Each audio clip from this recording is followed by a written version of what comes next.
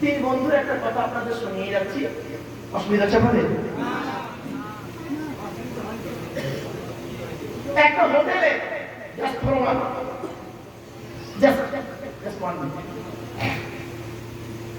একটা হোটেলে চারজন বন্ধু খেতে গেছে। কজন? চারজন বড় লোকের বন্ধু খেতে গেছে। জ্ঞানী যারা বোঝে তারা শুধু ইশারায়, বাবা এ সহজে কথা বুঝতে গেলে একটু ব্রেন লাগবে, একটু মাত্রা চিন্তা করবেন, বুঝতেই পারবেন উনি বাপরে বাপ কথা কোথায় কোথায় গেল, কোথায় থেকে এলো। চার বন্ধু কোটিপতি ঘরের ছেলে একটা হোটেলে খেতে গেছে।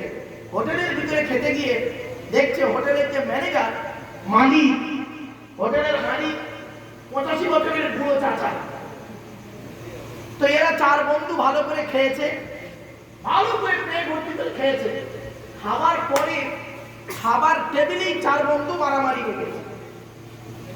খাবার টেবিলেই, খাওয়া হয়ে গেছে, খাবার পরে মারামারি করছে টেবিলেই বসে।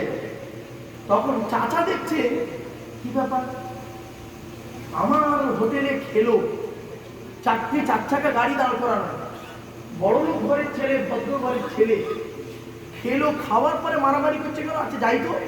চাচা এখন ক্যাশ বাক্স থেকে উঠে এসছে, এসে বলছে বাবা তোদের দেখে মনে হচ্ছে তোরা খুব ভদ্র ঘরের ছেলে, বড় লোক ঘরের ছেলে, তা তোরা এই হোটেলে খাওয়ার পরে মারামারি করছিস কেন বাবা?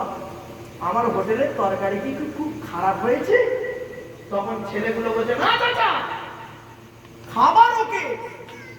তাহলে মারামারি করছিস কেন? বলে চাচা তুমি বুঝবে না, কি কারণটা বল না বাবা। বলছে চাচা আমরা টাকা দেওয়া নিয়ে মারামারি করছি। বলে সে কিরকম? বলছে চাচা দেখো আমি বড় লোকের ছেলে, আমার বাপের বড় বিজনেস আছে, আমি বলছি এই চারজনের টাকা আমি দেবো, ও বলছে আমি দেবো। ও তখন বলছে চাচা আমি কি কোন গরিব ঘরের ছেলে? আমি গরিব ঘরের ছেলে, আমার বাপের 3টে রাইস মিল আছে, 2টো লরি আছে, আমি বলছি আমি চারজনের টাকা দেবো, ও বলছে আমি দেবো। 3 নম্বর ব্যক্তিরা বলছে চাচা বলো আমি কি কম ঘরের ছেলে? হ্যাঁ আমার কি বাপের কম আছে? আমার বাপ প্রফেসর, মা প্রফেসর, আমার দাদাও পয়সাওয়ালা লোক, বিজনেসম্যান, আমার 6টা গাড়ি আছে, আমি দেবো। 4 নম্বর ব্যক্তির দিকে চেয়ে বলছে ও বলছে আমি দেবো। 4 নম্বর ব্যক্তি বলছে আমি কি কম মনে করেছেন আমাকে? হ্যাঁ ওই যে সব থেকে দামি গাড়িটা বসানো দাঁড় করানোর জন্য আমার গাড়ি। চাচা চিন্তা করছে যে আমি জীবনে শুনেছি, আমার বয়স 85 বছর, জীবনে শুনেছি বন্ধুরা খেয়ে একে অপরের ঘাড়ে রেখে পালায় টাকা না দিয়ে, টাকা দেওয়ার জন্য মারামারি করেই প্রথম শুনছি বাবা। তা বাবা যা হয়েছে হয়েছে, দে বাবা 2000 টাকা বিল হয়েছে, 2000 টাকা বিল হয়েছে, দে বাবা তোদের যে কোনো একদম দিয়ে দিলেই তো হয়ে যায় বাবা। বাবা তোদের জন্য খরিদ্দার আসছে না বাবা, দিয়ে। চার বন্ধু বলছে না ওভাবে হবে না চাচা, আমরা একটা সিদ্ধান্ত নিচ্ছি। কি সিদ্ধান্ত? কি সিদ্ধান্ত? বলে চাচা আমরা একটা প্রতিযোগিতা করব, এই প্রতিযোগিতায় যে ফার্স্ট হবে সে তোমার টাকা দেবে। কি প্রতিযোগিতা বলতো বাবা? বলে দৌড় প্রতিযোগিতা, মানে দৌড় প্রতিযোগিতা, যে ফার্স্ট হবে। চাচা চিন্তা করছে খুব একটা ভালো বসছি নাকি,